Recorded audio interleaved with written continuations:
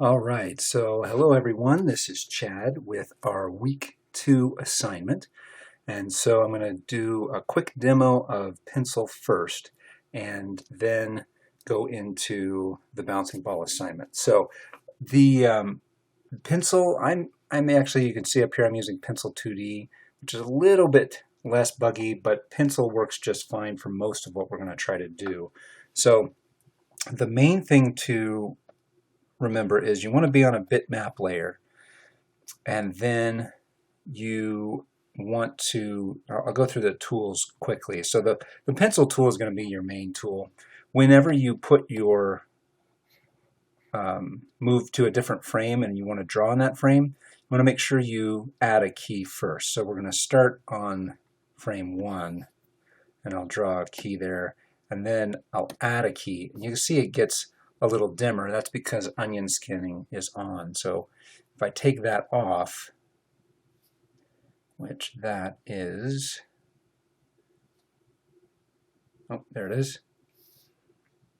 Take onion skin off, and it's not going off. That's what I mean by it's a little buggy. Okay, so I figured that out. So you can either hit O, or you have to hit sort of this little area where you can see that squares around next. So hit that area, it'll bring it on, or it'll take it off. So you can see that there's no key here. But if you want it on, you can hit O. That just shows you where the previous one was. So we take it off, and we take the after off. Hit onion skin, take that off. So now you can see that on frame 1 we have this drawing, and on frame 3 we have this drawing. Now, so, and then as we move through, you can see how it moves. So the other tools you can use are, if you have a mouse and you want to draw with a mouse, a little bit easier, add a frame here, you can use this little polygon tool, and you can kind of click in a circle. And then when you're ready to be done, you double click. So that's kind of nice with when you're drawing with a mouse. Sometimes that can be a little tricky, and this is a little bit easier to manage. Now, if you make sure that you close your line, you can use this paint bucket tool and pick a color and fill in the bucket. But if you've left it open, looks like this, I closed mine off pretty good here. Sometimes it'll fill up the whole screen, so you don't want that to happen. You can see there how it's working. Now there's a few other tools here. This hand grabber will move things around for you there. This smudger, it doesn't seem to work too well.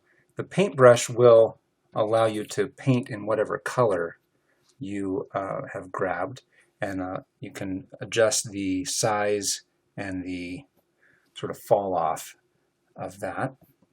Let's go back to black, and the pen is a little bit thicker than the pencil.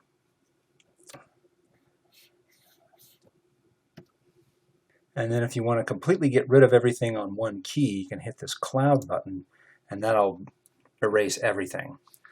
If you don't like that, you can hit Control-Z and it'll bring it back, and you can just grab the eraser and erase different pieces like that. Now, when you want to create a new layer, you can hit this button and hit New Bitmap Layer. And you can see it seems like it did something, but nothing else shows up.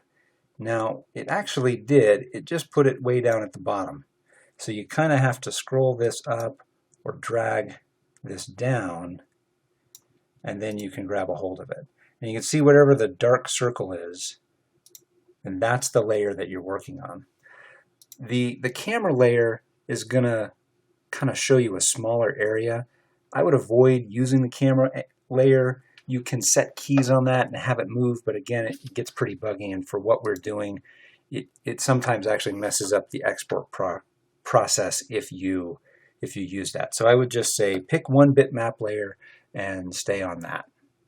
Now, over here, where you see FPS and a 24, that is frames per second, and 24 is what we want to be on. So if you see anything other than 24 there, you want to make sure that's 24. We use 24 because that's what film runs at. It runs at 24 frames per second. Video in the United States is at 30. Video in Europe is at 25. And if you want to get rid of a key, you can hit this minus button, and you can see the little square will go away. And we're going to get rid of these. And if you want to copy and duplicate a key, you can hit Control-C. And sometimes that works. It doesn't seem to be working. You can add it in there by hitting this button here. So now if I add a new frame and draw something in here, you can see it's going to go down and then back up to where it was. So for this bouncing ball assignment, there's not really a big use for that, but just so you know, it is there. Okay, so let's erase this. Okay, so I did some bouncing ball reference that we'll have available in class for you to download, and it's going to have frame numbers on it, you can see. Another nice thing about QuickTime is in this little area here, if you right click on it, you can go to frame number, and that will also give you frame numbers. Now the reason they're different is because I start mine when the ball is at the top of this first arc, and the beginning of the frames here start at the beginning of the clip. So that's the only difference there. So one thing, I'm going to play this through a couple of times. The assignment is to create a bouncing ball that bounces 4 times. So we'll loop this through a couple of times. Now, some interesting things to note. You can see how the first toss is a lot bigger than the second one, and the third one, and so on. The ground, think of it as like an energy vacuum. As soon as the energy from the ball hits the ground absorbs and sucks away some of the energy, and so it only leaves, it returns the rest, but it only leaves a little bit left for each bounce, and that's why gravity keeps pulling the ball down and the ground keeps taking some of that energy away. So you can see there's a relationship between how high the ball bounces in each bounce. And so that's important to make it feel natural. The other thing to watch is if you watch the ball hit the ground, sometimes it looks like it hits the ground, sometimes it doesn't. On the first hit and the third hit, it feels like it kind of floats above the ground. That's because something that's moving that fast, that's being recorded and then exported through digital media, you don't always get to see, when you're just using a camera to record, every single moment in time. And so it missed the moments in time where the ball was actually on the ground that first time. So you can see it never actually hits there. But as animators, we get to pick, and you can see it actually does hit the ground there, and doesn't actually hit the ground there, and hits there. So we get to pick every frame. We get to pick what happens on every frame. So that's what I'm going to do here. I'm going to move this off. Now I'm going to move this bitmap layer up underneath. And what I'm going to do is I'm going to draw on the one underneath and I'm going to label it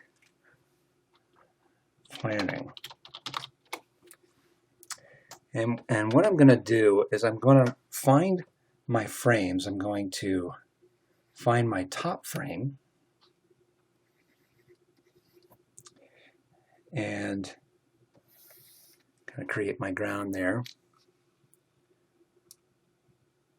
And that's going to happen on frame 1. And then I'm going to go over to my reference and I'm going to say, okay, so the next time it hits the ground is about 18 or 19. So I'm going to draw this arc down here and I'm going to draw a little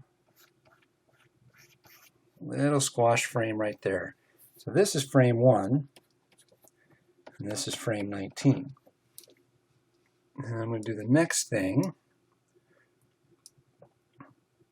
Go to kind of the top of this one, that's on frame 33. And I'm figuring it's going to go about this high.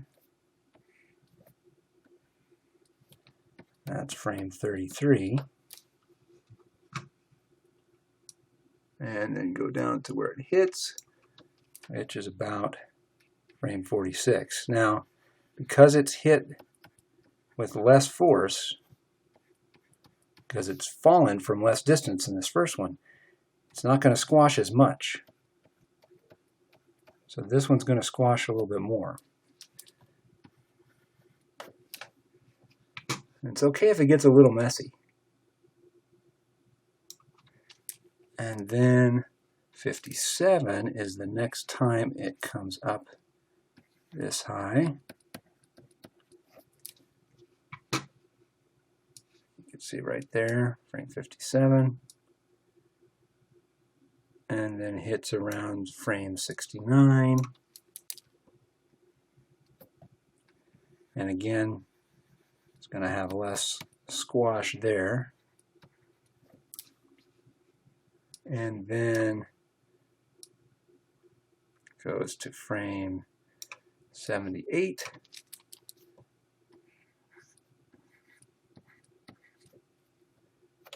And then down to frame 88.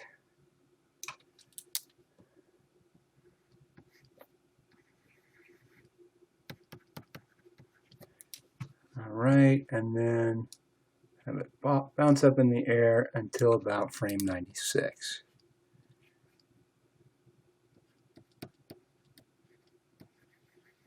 All right, and so this I have all in one layer, all on one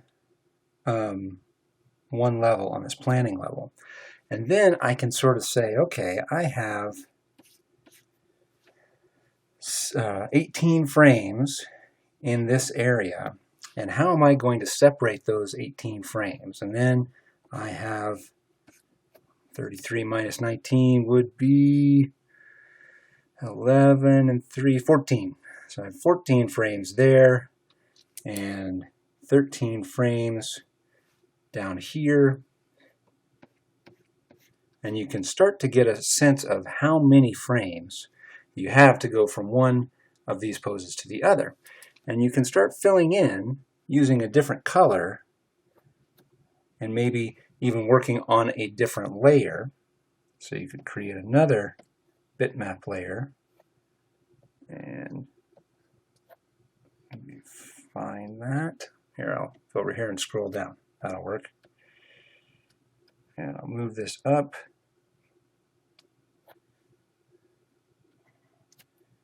So now I'm working on this one, and I can go through and sometimes just make a little line. One, and you can kind of start in the middle. I like to do one down here just to give myself a sense of how far it's going to happen, because this is going to accelerate as it moves down the this line. So, but I know, okay, I'm going to have one in there, kind of a half in there and half in there. And this is where I'll go in, and I can really use my reference and say, okay, that seems about right that I'm starting to separate that. But let's go into frame 10, because that's about where the in-between is. And I can see, okay, that's about that high. Frame 10 is really only a third of the way down. So I'm gonna erase this here, and I'm gonna draw frame 10 about a third of the way down. And then I'm going to kind of go through and see, okay, between frame 10 and 19 is 15, and that's about half the way between those two, so that's about frame 15. And then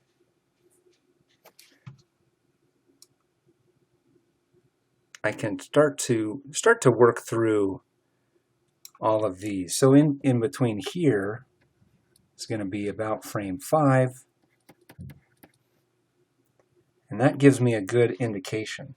So once I've planned all of that out, which takes a little while, then I can go in here and I can say, okay, I'm going to go to frame 19, and I'm going to go to this top layer, I'm going to double click it, and I'm going to layer it my animation layer.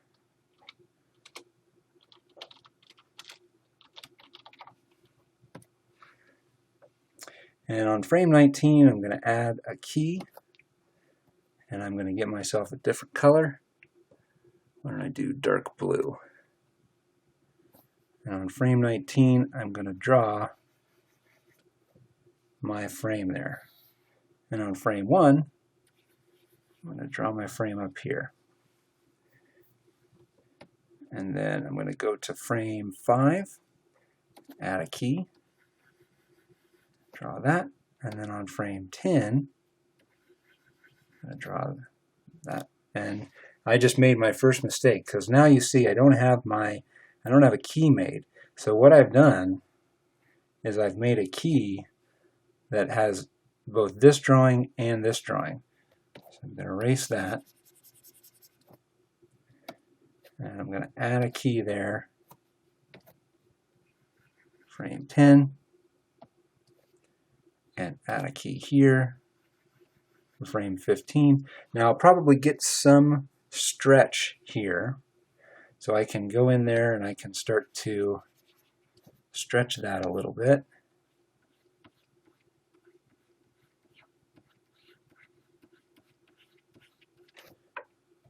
And I don't want to do it too much.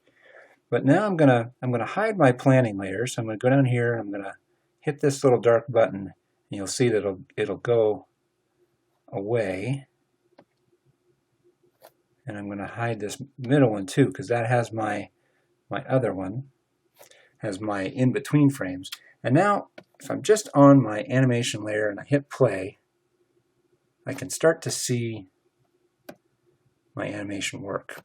And I can go in here and I can start to fill in my drawings. Now I can do every frame if I want, but I only have to do every other frame. And that's called twos. So if I bring that back, I create a key here.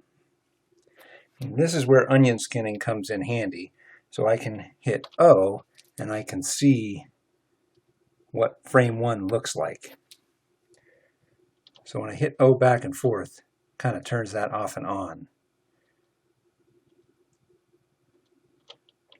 So that gives me an idea of where it is, and I'm going to put frame 3 right in the middle, right in there. And I've got, you can see, I sort of see what's behind me. So I hit O again, and it'll turn that off. All right, frame 7, and now I'm going to have to put in frame 7, And I'm just going to put it in the middle here. It doesn't have to be perfect with the live action, with the reference. So I can just grab one of these keys, I can move it over.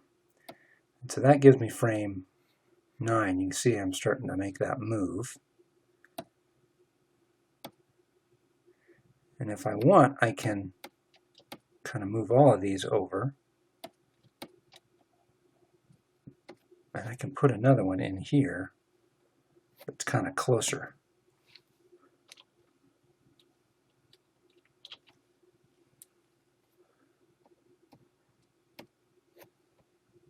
And I'm going to make that sort of in there. All right.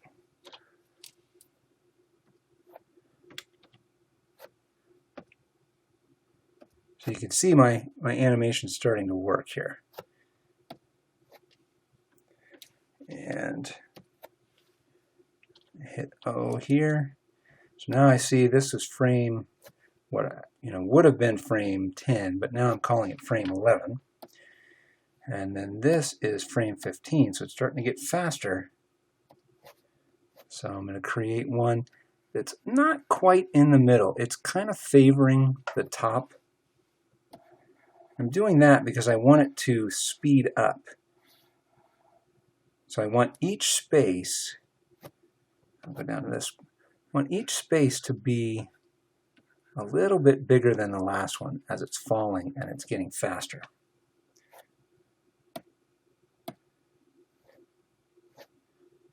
And then I'm going to have frame 17. I'm going to actually delete that frame because I was on the wrong layer. So I move back to the right layer, create a key, and I see where that was. And I'm going to create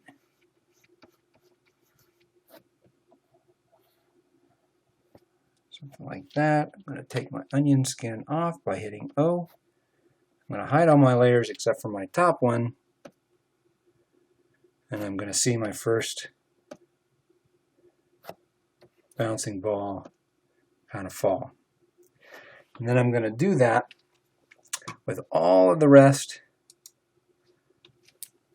of these arcs.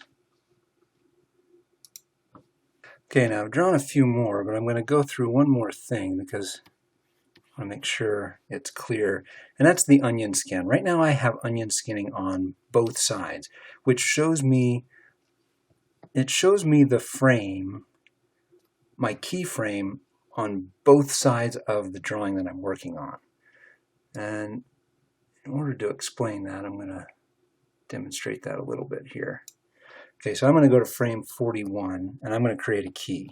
Now you can see that I have a drawing up here and a drawing up here.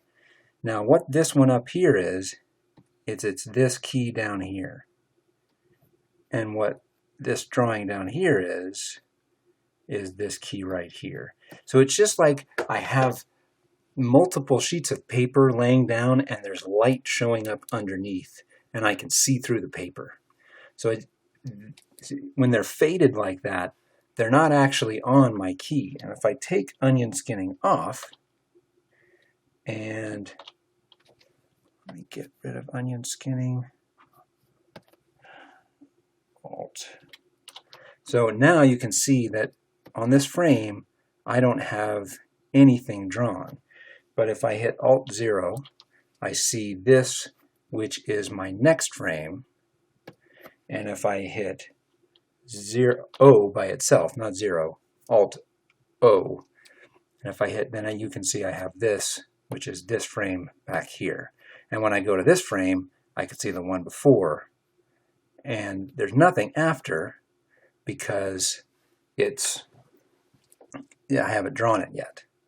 So now I'm going to draw that, bring my planning back. And 41 is about a third of the way up. And then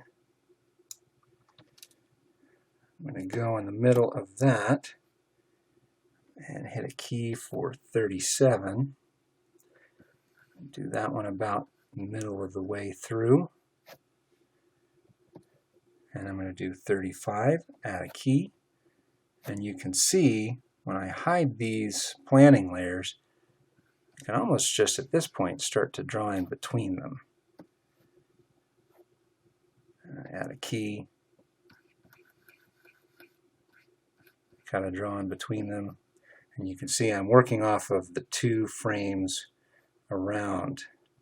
So each time I see the frame before and the frame after. And then go to 43 and add a key.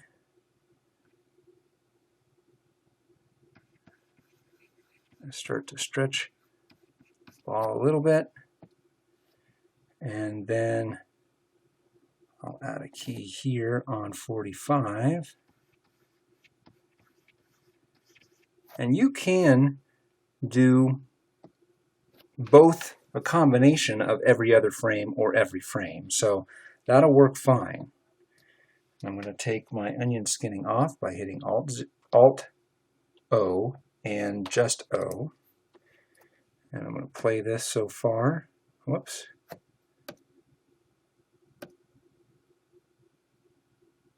And you can see it's starting to come together here.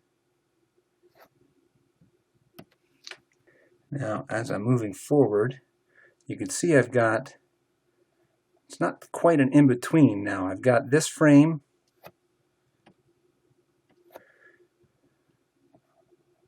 I've got a frame with I need to draw an in-between here, but actually I need to draw 2 in-betweens. So I do what's called a third. I do it about a third of the way there. And then I do one that's about halfway in between those 2. You can start to see, it's kind of cool when you see the trailing. And you can see how my drawings are much closer together up at the top, and they get slower. And then the drawings get spread further apart as it accelerates and bounces. And that's, whoops, that's going to create a nicer sense of motion and speed.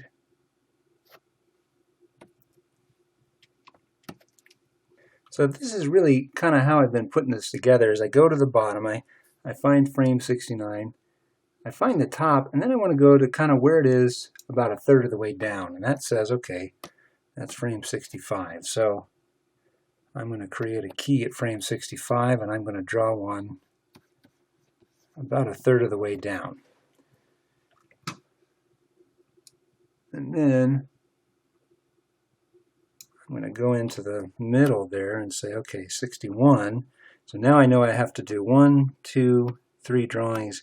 So I'm going to go in the middle, create a key, and now I'm going to pretty much just draw a drawing in the middle, and then I'll create a key and draw a frame in the middle of those 2, and then I'll create a key and draw a frame in the middle of those as well. You see I'm getting those close together. And then now I only have 1 frame here, so I'm going to create a key, get rid of those, and I'm going to do what's called a favor drawing, and it's going to be a stretch drawing too. So, but it's not quite half, it's a little bit favoring it. It's again creating that acceleration. Now at any point now, is a good time to save.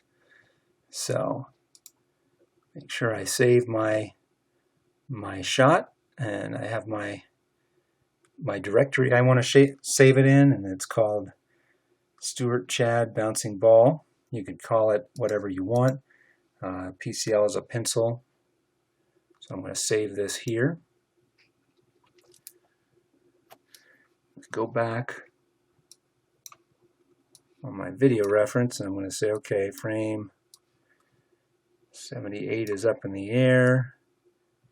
So what is about a third of the way to the top? So about 74. So I'm going to try to stay on. So 74 might work. I'm going to go with 73 and create a key. Put it about a third of the way to the top there. And create a. Now I made that mistake again. I'm drawing on another key. You can see I didn't create a key here. So you can always hit Control Z. You can hit that a few times and it'll take away whatever you've done. And so make another key. Hide my planning there. And create that. And then I'm going to create a key here, and I know I've got to do another one, so I'm going to do probably a half there, create another key, and make kind of a half there. Now I'm always kind of turning my planning layer off and on. It's really like an outline when you create paper. It gives me a good indication of where I'm going. Otherwise, I could go all over the place. I could kind of end up in a long, crazy place and not really go where I want to. But this helps me know, okay, I'm going to go to frame 88. I'm not quite there. I can go back over here and scroll down timeline. I'm going to go to frame 88, create a key, draw my key there, go back to my video reference, look at frame 88 and go, okay, what's about a third of the way down? That's 83.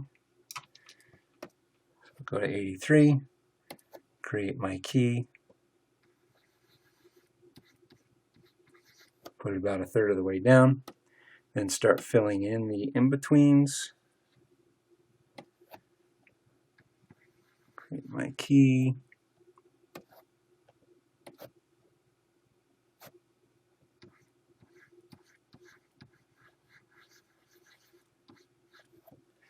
And then go on this side, create my key.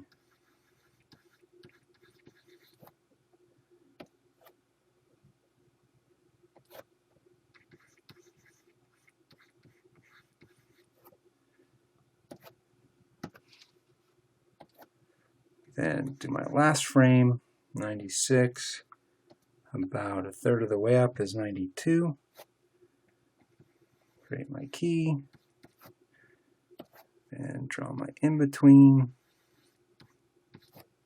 And I did it again. So you can tell sometimes it looks really confusing, but if you turn everything off and you turn off your onion skin, then you realize, oh, see, on this key, I've now drawn 2 drawings, whereas every other one has just one. So I'm just going to go in there and erase it.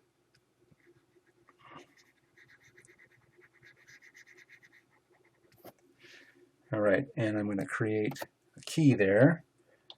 Turn on, hit O and Alt-O with my onion skin. Make a drawing in there. Create a key. Make a drawing in between those. And now I have done my 4 bounces. So I am now going to go all the way back to the beginning, turn off onion skinning, and press play. Now you can see it feels kind of slow. But for now, this is actually pretty good. We'll get into making it faster and a little bit more lively. But something like this feels pretty good. But it's interesting because I followed my live action. And my live action sometimes is going to make is going to make things feel a little slow. So we'll get into that later with different principles. But for this, now that I've got my animation done, what I need to do is export it and turn it in. And the easiest way to do that, and this is how I want you to do this, is go to Export Image Sequence. Not image, but image sequence. Now, there's going to be other options there. They don't always work. This is actually the most stable. So go to image sequence and go create a folder, and I'm going to just create a folder here and make it bouncing ball. And I'm going to open it up into that folder, and I'm going to name it whatever I want to name it, but you don't want it probably a long name, so I'm just going to hit bouncing ball and then put a just a number in front, maybe 1. And when I hit save, and this PNG is fine, JPEG is fine, but I would just leave it at PNG because that works for me. So hit save, and don't mess with the resolution, just leave it kind of how it is, and hit OK. And it should start to save out all your images. So now when you go to your folder again, you can see when I put 1 in there, it created all the images. Now, this is where it gets a little buggy. It started at 50, or it ended at 50. So sometimes they get to be a little bit messy. So you can see 001 is over here and 00, but that's okay because I can work all that stuff out when I bring it in. So now once you have that folder, I want you to take this folder with all the images in it, and when you go to your Google Drive, upload this folder. So I'm going to upload it into a test folder. So when I go over here to my Google Drive and I hit my upload, it'll say files or folder. So I'm going to grab folder, and I'm going to go through and find this, which is going to be the animation course, level 1. Actually, it's going to be this bouncing ball folder. So hit the folder, and then don't go inside the folder, just hit the folder and hit OK. And it'll say upload to share folder, and you say upload and share, and you'll see it start to upload all the different drawings. And it's going to take a little while, but once it's there, then I'll have all the images, and I can bring them into a program that'll line them all up. Okay, so when it gets to the end, it'll say uploaded, and then you'll see, and it'll line them all up in order. And so now I'll be able to download the whole folder and then open them up. And that's the assignment for week 2. So good luck, and I can't wait to see all of your work.